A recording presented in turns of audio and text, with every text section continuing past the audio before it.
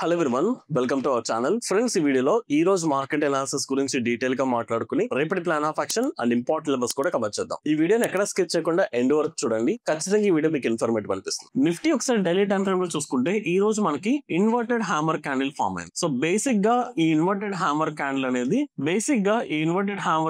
ఒక trend reversal candle. అలాగని ఇది ఫామ్ అయిన ప్రతిసారి ట్రెండ్ ఖచ్చితంగా రివర్స్ అయిపోతుందని కాదండి, మనం మల్టిపుల్ పారామీటర్స్ కూడా చూసుకోవాలి. సో ఈ వీడియోలో డీటెయిల్ గా ఈ రోజు ఫామ్ అయిన ఈ inverted hammer candle reversal candle లేకపోతే జస్ట్ ప్రాఫిట్ బుకింగ్ అనేది మనం ఒకసారి చెక్ చేసుకుందాం. సో దీనికంటే ప్రీవియస్ గా చూసుకుంటే మనకి లాస్ట్ 3 days నుంచి మార్కెట్ ఒక స్ట్రాంగ్ బుల్ ర్యాలీ అండ్ ఈ రోజు మార్కెట్ కూడా మార్కెట్ ఒక హై పాయింట్ వెళ్ళి అక్కడ నుంచి సెల్లింగ్ ఇనిషియేట్ అయ్యి. సో ఇప్పుడు కొంచెం లోవర్ టైం ఫ్రేమ్ వచ్చి విత్ లెవెల్స్ మెన్షన్ చేసుకుందాం. సో 15 minutes టైం ఫ్రేమ్ లో ఫస్ట్ ఒకసారి ఇంపార్టెంట్ లెవెల్స్ చెక్ చేసుకుందాం అండి. సో ఓవరాల్ స్ట్రక్చర్ చూడండి ఒక్కసారి. మార్కెట్ మనకి రీసెంట్ లో పాయింట్ నుంచి higher highs higher lows form అవుతూ ఒక అప్ పాయింట్ కి వెళ్ళింది అండ్ ఇక్కడ ఒక కన్సాలిడేషన్. ఈ రోజు ఓవరాల్ ట్రేడింగ్ యాక్టివిటీ కూడా మన ఫ్లాట్ ఓపెనింగ్ జరిగి మార్కెట్ పైకి కిందకి పైకి కిందకి కంప్లీట్ కొంచెం వోలటైల్ గా move. And at the same time మనకి డైలీ టైం ఫ్రేమ్ లో ఒక రివర్సల్ క్యాండిల్స్టిక్ ఫామ్ అయింది కదా, అలాగే 15 minutes టైం ఫ్రేమ్ లో కూడా డబుల్ టాప్ స్ట్రక్చర్ ఫామ్ అయింది. సో మార్కెట్ టాప్ 1 మళ్ళీ నెక్లైన్ టాప్ 2. బేసిక్ గా డబుల్ టాప్ స్ట్రక్చర్ కూడా టెక్నికల్ అనాలిసిస్ లో ట్రెండ్ రివర్సల్ ప్యాటర్న్. సో మీకు hire time frame daily time frame లో ఇన్వర్టెడ్ హ్యామర్ క్యాండిల్ ఫామ్ అయింది. At the centre lower time frame 15 minutes time frame లో కూడా inverted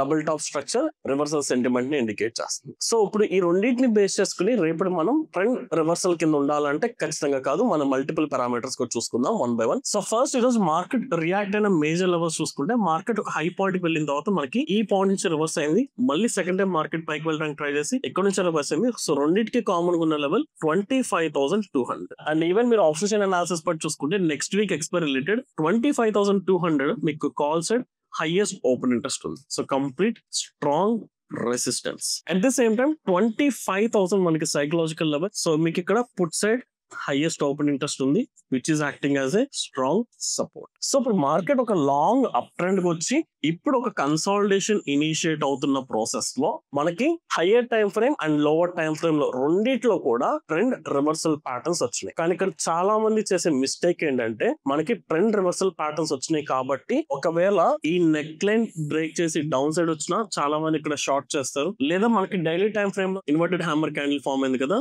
ఈ candle లో డౌన్ సైడ్ బ్రేక్ చేసినా ఇక్కడ షార్ట్ చేస్తారు. మేబీ మీరు నేర్చుకున్న కాన్సెప్ట్ బట్టి ఈ క్యాండిల్ బ్రేక్అవుట్ బట్టి కానీ లేదా ఈ నెక్ లైన్ బ్రేక్అవుట్ బట్టి షార్ట్ తీసుకోవడం తప్పేం కాదు. కానీ మీరు ఎంట్రీ తీసుకున్నప్పుడు ఒక షార్ట్ పొజిషన్ తీసుకున్నప్పుడు మార్కెట్ మేజర్ సెంటిమెంట్ ఏంటో చూడాలి. ఇప్పుడు మీకు డైలీ టైం ఫ్రేమ్ లో ఒక 3 days strong bull candles form అయింది. జస్ట్ కన్సిడర్ ఎగ్జాంపుల్ ఈ గ్రీన్ క్యాండిల్స్ కింద కన్సిడర్ చేసుకోండి. ఇప్పుడు ఒక రివర్స్ క్యాండిల్ ఫామ్ అయింది. ఇప్పుడు ఒక్క రివర్స్ క్యాండిల్ చూసి మన ట్రెండ్ ఎప్పుడు కూడా రివర్స్ అయిపోయిందని కన్ఫర్మేషన్ తీసుకున్నాం. మనకి స్ట్రక్చర్స్ చాలా ఇంపార్టెంట్. క్యాండిల్స్టిక్ ఒక్కటే మనం ఎప్పుడు కూడా మెయిన్ పాయింట్ కింద కన్సిడర్ చేసుకోవాలి. సో స్ట్రక్చర్స్ అంటే మీకు ఎప్పుడైతే proper lower highs and lower low structure form అవుతుందో, point number 1 structure lower highs and lower lows ఇది ఫామ్ అయినప్పుడే డౌన్ ట్రెండ్. అండ్ దీనికంటే మోస్ట్ ఇంపార్టెంట్ థింగ్, మార్కెట్ ఇప్పుడు ఏ జోన్ లో ఉంది, పాజిటివ్ జోన్ లో ఉందా నెగిటివ్ జోన్ లో ఉంది. So zone is also very important. So ఇప్పుడు ఈ రెండు క్రైటీరియాస్ చూసుకుంటే మార్కెట్ ఒక హై పాయింట్ నుంచి కరెక్షన్ వచ్చింది, విచ్ ఇస్ నథింగ్ బట్ మీకు ఇలాంటి lower highs and lower low structure అయితే రాలేదు. ఒక సైడ్ వేస్ ఛానల్ మాత్రం ఇనిషియేట్ అయింది. ఫ్రెష్ లోస్ అయితే మనకి ఫామ్ అవ్వలేదు. అంటే ఈ క్రైటీరియా మనకి ఇంకా సాటిస్ఫై అవ్వలేదు. అండ్ మార్కెట్ ప్రెసెంట్ ఉన్న జోన్ ఏంటి, మనకి రీసెంట్ గా 25,000 లెవెల్ ఒక స్ట్రాంగ్ రెసిస్టెన్స్. ఈ జోన్ కింద ఉన్నంత వరకు కూడా నెగటివ్ సెంటిమెంట్. అండ్ ఎప్పుడైతే నిన్న మనకి ప్రాపర్ బ్రేక్అవుట్ వచ్చిందో మార్కెట్ ఒక పాజిటివ్ సెంటిమెంట్ లోకి వెళ్ళింది. సో మార్కెట్ ఇప్పుడు సపోర్ట్ పైకి వెళ్ళింది కాబట్టి మనకి పాజిటివ్ జోన్ లో ప్రెసెంట్ మార్కెట్ ఉంది. మరి షార్ట్ పొజిషన్స్ మనం ఎప్పుడు తీసుకోవాలి, నెగటివ్ జోన్ లో ఉంటాయి. నథింగ్ బట్ ఎప్పుడైతే మనకి 25,000 లెవెల్ బ్రేక్ చేసి డౌన్ సైడ్ వస్తున్నప్పుడు ఈ ప్రాసెస్ లో మనకి lower highs and lower low structure form అయితే అప్పుడు మనం ఈ రోజు ఫామ్ అయిన reversal candlestick or double top బట్టి మనం షార్టింగ్ ప్రిపేర్ గా ఉండొచ్చు. సో మార్కెట్ లో lower highs and lower lows ఇంకా ఇనిషియేట్ అవ్వలేదు అండ్ మార్కెట్ ఇంకా పాజిటివ్ జోన్ ఉంది కాబట్టి రేపటి మార్కెట్ లో నేను ఇమ్మీడియట్ గా షార్టింగ్ అయితే ప్రిపేర్ గా ఉండట్లేదు. అలాగని లాంగ్ పొజిషన్స్ కూడా ప్రిపేర్ గా ఉండట్లేదు. ఎందుకంటే ఈ రోజు కొంచెం reversal or profit booking initiate అయింది, స్టార్ట్ అయింది కాబట్టి రేపు నేను కంప్లీట్ గా న్యూట్రల్ గా ఉంటున్నా. సో న్యూట్రల్ నుంచి మార్కెట్ ఎటువైపు డైరెక్షన్ తీసుకుంటే మనం అటువైపు ప్లాన్ చేసుకుందాం. అండ్ నాడు మాట్లాడుకున్న ఆప్షన్ చైన్ అనాలిసిస్ లో ఓపెన్ ఇంట్రెస్ట్ బట్టి మనకి 25 25,200 దగ్గర ఏమో స్ట్రాంగ్ రెసిస్టెన్స్ ఉంది అండ్ 25,000 దగ్గర స్ట్రాంగ్ సపోర్ట్ ఉంది. సో దీని బేస్ చేసుకుని ఈ 200 పాయింట్స్ లో మనం ఒక సైడ్ వేస్ మార్కెట్, ఒక temporary sideways market expect చేయొచ్చు. అండ్ రేపు మనకి Wednesday, most of the Wednesdays market sideways లో ఉంటాయి, అంత స్ట్రాంగ్ మొమెంటం రాదు. సో ఈ రోజు బిల్డప్ అండ్ ఆప్షన్ అనాలిసిస్ బట్టి or form and structures or pattern బట్టి మార్కెట్ ఎక్కువగా సైడ్ వేస్ లో ఉంటుంది. ఇఫ్ ఇన్ కేస్ ఇదే సైడ్ వేస్ లో ఉంటే మన ప్లాన్ ఆఫ్ యాక్షన్ ఏంటి? సో ఇదే సెంటిమెంట్ రేపు కనుక కంటిన్యూ అవుతున్నట్లయితే ప్యూర్లీ లెవెల్ బేస్డ్ ట్రేడింగ్ చేద్దాం. నథింగ్ బట్ ఐదర్ సపోర్ట్ కి వచ్చిందంటే మనం లాంగ్ పొజిషన్ తీసుకోవడానికి ట్రై చేద్దాం. అండ్ ఈవెన్ మళ్ళీ రెసిస్టెన్స్ 25,200 దగ్గరికి వెళ్ళింది అనుకుంటే ఇక్కడ నుంచి రివర్సల్ దగ్గర షార్ట్ తీసుకోవడానికి ట్రై చేద్దాం. అంతేగాని సపోర్ట్ కి రెసిస్టెన్స్ కి మధ్యలో ట్రేడ్ అవుతున్నప్పుడు, లైక్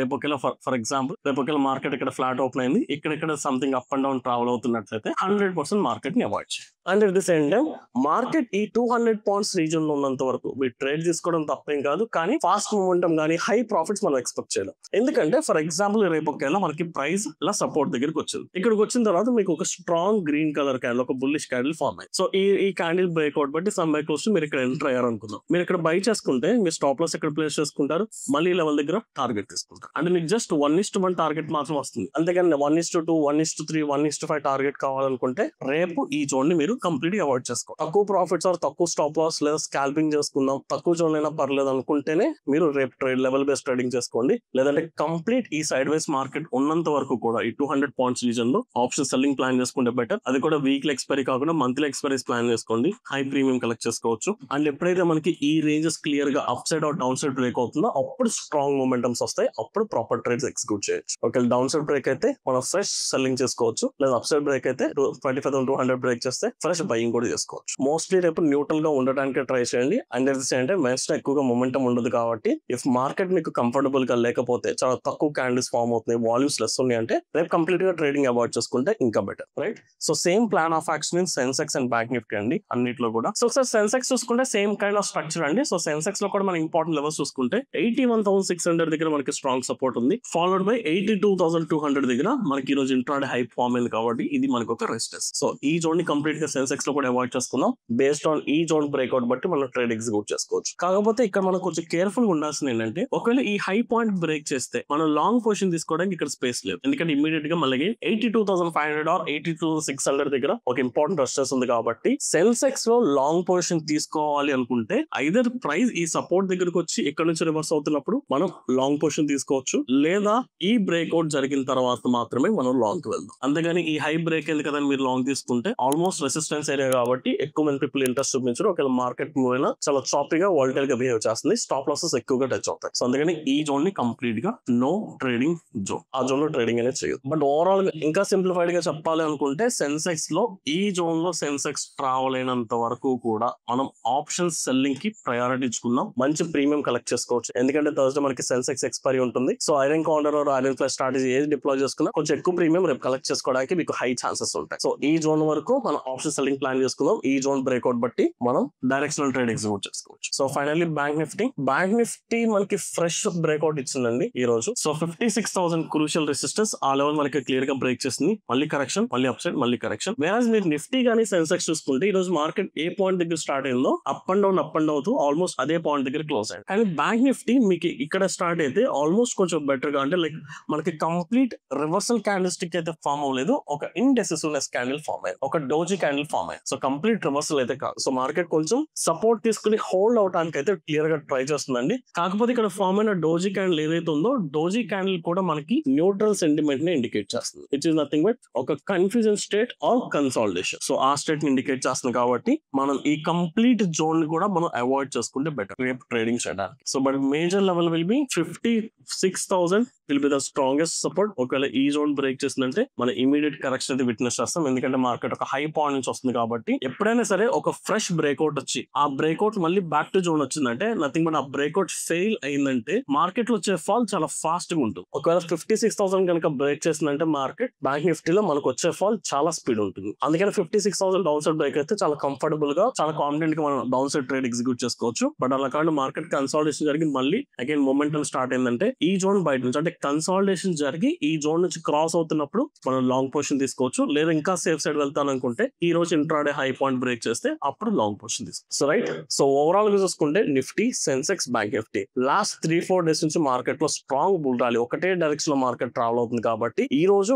ఒక హై పాయింట్ నుంచి ప్రాఫిట్ బుకింగ్ ఇనిషియేట్ అయింది. ప్రాఫిట్ బుకింగ్ ఇనిషియేట్ అయిందంటే మార్కెట్ రివర్స్ అవుతుందని కాదు, కాకపోతే మీకు ఫామ్ అయిన candlestick pattern or internal structures బట్టి మార్కెట్ రివర్సల్ కూడా వచ్చే పాసిబిలిటీస్ ఉన్నాయి. అందుకని నిఫ్టీ, సెన్సెక్స్, బ్యాంక్ నిఫ్టీ ఈ మూడిట్లో ఏదైతే జోన్స్ మనం మెన్షన్ చేసుకున్నామో ఈ జోన్ లో ఉన్నంత వరకు కూడా ఆప్షన్ బయింగ్ ని అవాయిడ్ చేసుకోవడానికి ట్రై చేయండి. ఆ జోన్స్ బ్రేక్అవుట్ అయినప్పుడు మనకి ప్రాపర్ మొమెంటం వస్తుంది, హై వాల్యూమ్స్ ట్రేడ్ అవుతాయి, అప్పుడు మనం ట్రేడింగ్ చేసుకోవచ్చు. అప్పటి వరకు కూడా మీరు ఆప్షన్ సెల్లింగ్ ప్రయారిటీ ఇచ్చుకుంటే బెటర్. మీరు వీక్లీ స్ట్రాటజీస్ తీసుకున్నా, మంత్లీ స్ట్రాటజీస్ తీసుకున్నా, ఆ రోజు ఏ డిఫరెంట్ స్ట్రాటజీ తీసుకున్నా హై ప్రీమియం డికే కలెక్ట్ చేసుకోవడానికి మనకు ఎక్కువ పాసిబిలిటీ ఉంటాయి. And as I said that Wednesday most of the time మనకి మార్కెట్ లో సైడ్ వేస్ ఉంటుంది, ఎక్కువ మొమెంటం ఉండవు. సో అందుకని రేపు కంప్లీట్ ట్రేడింగ్ ని అవాయిడ్ చేసుకుంటే ఇంకా బెటర్. పర్టికులర్ గా ఆప్షన్ బయింగ్ చేయాలనుకుంటున్నారు అండ్ ఆబ్వియస్లీ మొమెంటం లేకపోతే అది ఆప్షన్ సెల్లర్స్ కి అడ్వాంటేజ్ కాబట్టి సో ఆప్షన్ సెల్లర్స్ రేపు కంఫర్టబుల్ గా ట్రేడ్ తీసుకోవచ్చు. Right, so this is my plan of action guys. If in case ఈ వీడియో కనుక మీకు ఇన్ఫర్మేటివ్ అనిపిస్తే ఈ వీడియో లైక్ చేసి మీ జెన్యూన్ ఒపీనియన్స్ ని కమెంట్ సెక్షన్ లో మెన్షన్ చేయడానికి ట్రై చేయండి. Thank you.